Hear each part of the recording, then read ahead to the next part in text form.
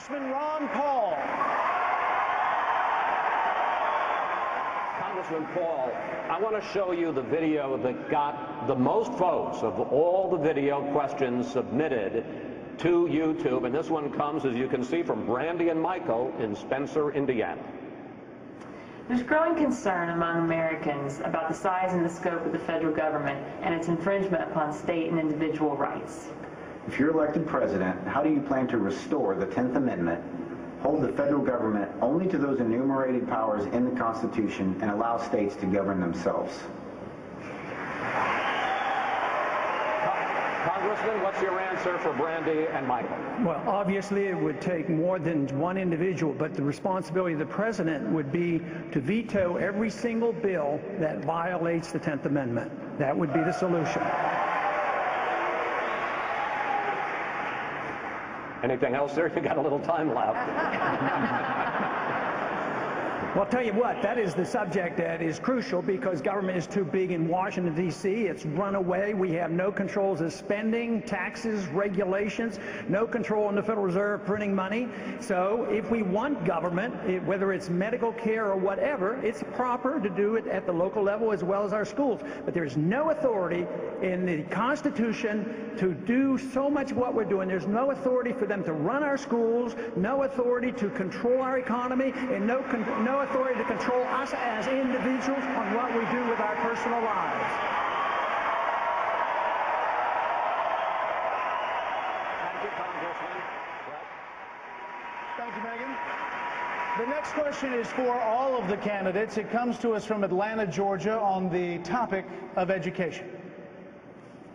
Hi, I'm Stella Lohman from Atlanta, Georgia. I've taught in both public and private schools and now as a substitute teacher. I see administrators more focused on satisfying federal mandates, retaining funding, trying not to get sued, while the teachers are jumping through hoops, trying to serve up a one-size-fits-all education for their students. What, as president, would you seriously do about what I consider a massive overreach of big government into the classroom? Thank you.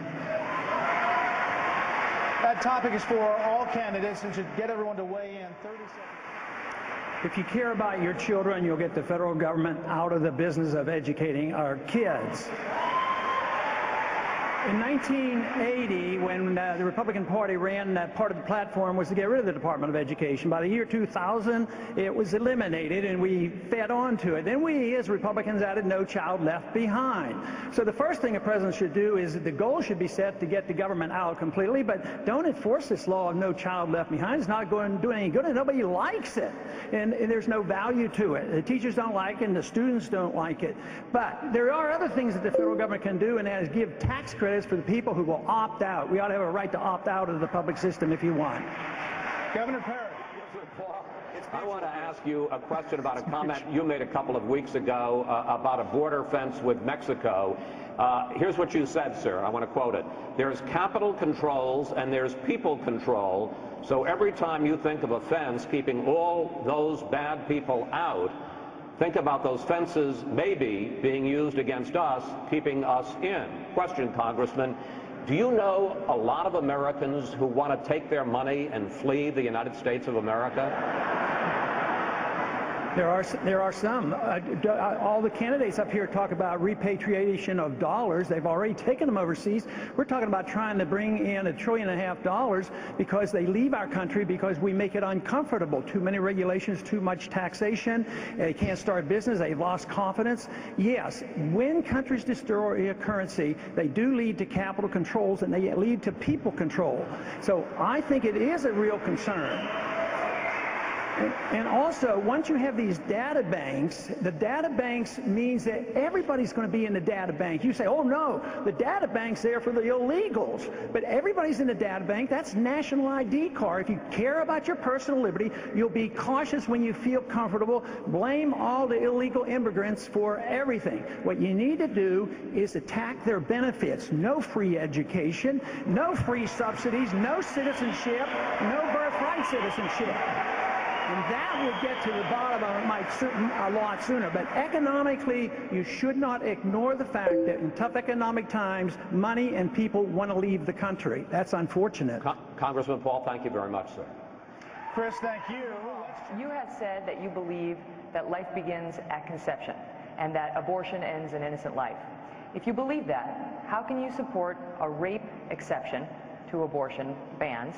And how can you support the morning after pill? Aren't those lives just as innocent? They may be, but the way this is taken care of in our country, it is not a national issue. This is a state issue. And there are circumstances where doctors in the past have used certain day after pills for somebody with rape.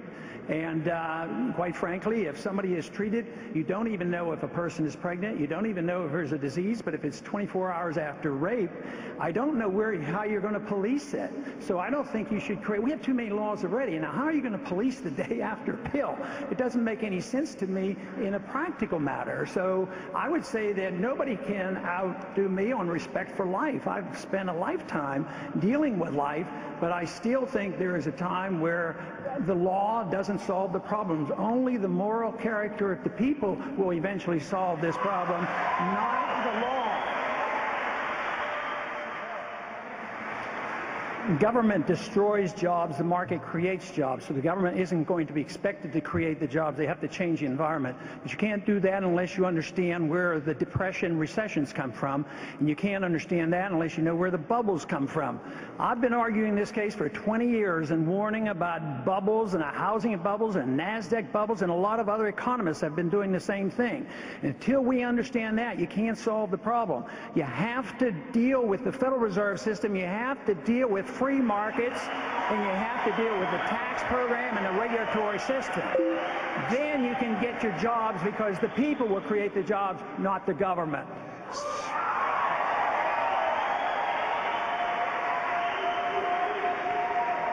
Waiting for the applause. Again, if you had to choose a running mate, one of the people on the stage with you, who would you choose and why? 30 seconds down the row. Governor Johnson. Sorry. Well, that would be the guy 3 down, Congressman Paul, and that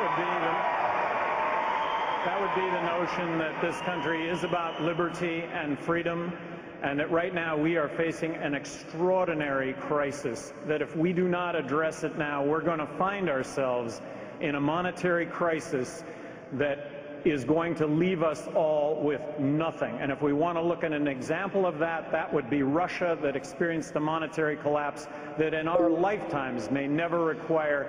We need to avoid that now. Senator Santorum, Congressman Paul, heard away. I don't plan to make a choice at the moment, because I am on national polls. It seems like I'm in 3rd place now.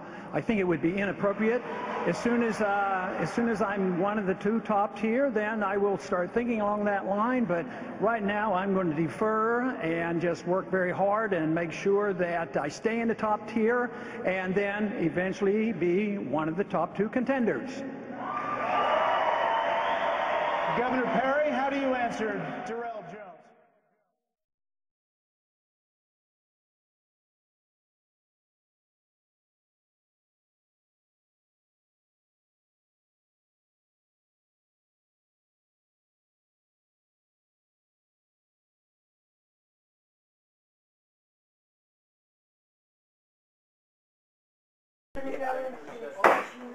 At 8:22.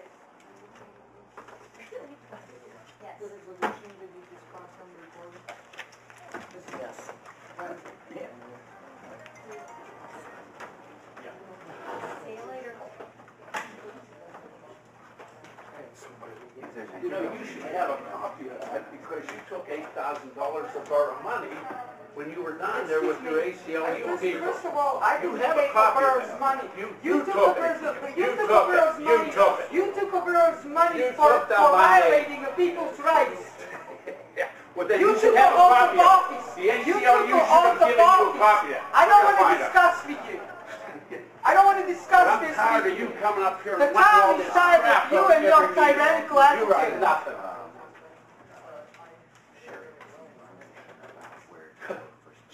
And I want that video. So I can sue him. Oh, Actually, I shut it off before you started. use the 8,000. No, you did not shut it off. That's what I was back there doing, but we were going into executive session. I have it. Okay. Good, I'm glad you have it. That's an accusation. If you read the newspaper, it wasn't 8,000. No, I'll talk to you tomorrow. Okay. I will email You pay the taxes. What did they say to you? What the hell was you I was arguing with Mayor. And I moved to Glonax 5 years ago. I'd like to thank you for all of you recognizing the truth, and most of all, recognizing Sunshine Law and defending the Constitution and our residents of Allegheny County, and with your bright example of how you conduct yourselves. You can give further examples to other communities, since we share same solicitor.